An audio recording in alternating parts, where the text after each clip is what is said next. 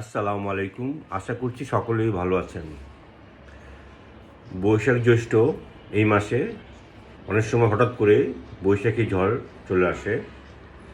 তাই যারা দক্ষিণাঞ্চলের লঞ্চে যাতায়াত করবেন তারা খুব সাবধানে থাকবেন। কি করতে পারেন আপনি? আপনি সকালে যখন ঘুম থেকে উঠবেন দেখবেন যে সকালের আবহাওয়াটা কীরকম, রৌদ্রোজ্জ্বল কিনা বা রোদ উঠেছে কিনা, আকাশটা কীরকম একটু দেখে নেবেন। তারপর আপনি লঞ্চে উঠবেন।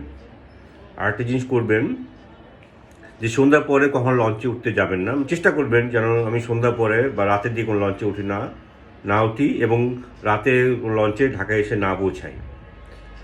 এবং চেষ্টা করবেন যে সকাল 9টা থেকে 1টা বা 2টার মধ্যে যেন আমি আমার গন্তব্যে পৌঁছতে পারি।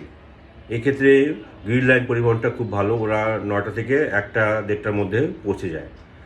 তা আপনি চেষ্টা করবেন যে খুব সকাল সকাল বের হয়ে সকাল মানে দুপুরের মধ্যে যেন আমি বাসায় পৌঁছতে পারি। বিশেষ করে এই সময়টা, এই কালবৈশাখী ঝড়ের সময়টা, নদী উত্তাল থাকে, প্রচণ্ড ঝড় হতে পারে, বন্যা হতে পারে। আপনি যেহেতু পরিবার নিয়ে অনেক সময় চলাফেরা করবেন, লঞ্চে উঠবেন, তাই আপনার পরিবারটা আপনার জন্য খুবই গুরুত্বপূর্ণ, মূল্যবান। তাই একটু সাবধানে থাকবেন, দেখে শুনে বুঝে। অবশ্যই লঞ্চে ওঠার আগে আবহাওয়ার পূর্বাভাসটা জেনে নেবেন, ওই দিনটা কেমন, আবহাওয়াটা কীরকম জেনে নেবেন। এবং সবসময় চেষ্টা করবেন যে এই বৈশাখের সময়টা, যেমন এপ্রিল মে এই সময়টা একটু অ্যাভয়েড করা, এই সময়টা একটু কম লঞ্চে যাতায়াত করা। পরবর্তীতে যখন একটু জুন জুলাই আগস্টের দিকে নদীটা শান্ত হয়ে যায়, তখন আপনি চাইলে অহরহ বা ঘন যাতায়াত করেন।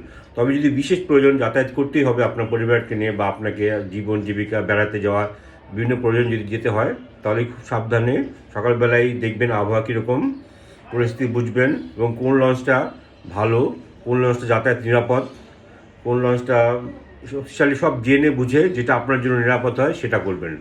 অযথা তাড়াহুড়া করবেন না। যদি দেখেন যে না আবহাওয়াটা ভালো না, পরিস্থিতি ভালো না, তাহলে আপনি অফিসকে জানিয়ে দেবেন, দেখুন আমি আসার জন্য চেষ্টা করছিলাম বা অনেক চেষ্টা করছি, কিন্তু আমার মনে হচ্ছে এখন আসাটা সম্ভব নয়। তাই আশা করছি আপনারা যারা লঞ্চে যাতায়াত করবেন তারা খুব সাবধানে পরিবারকে যাতায়াত করবেন। আবহাওয়ার পূর্বাভাস জেনে উঠবেন, দিনটা দেখে উঠবেন এবং চেষ্টা করবেন সন্ধ্যার আগে যাতায়াত সম্পন্ন করার, সন্ধ্যার আগে বাড়ি পৌঁছার। কারণ অনেক সময় সন্ধ্যার পরে, রাতে 12টার পরে, 2টার দিকে, 8টার দিকে, 6টা 5টার দিকে এই সময় ঝড় হয়।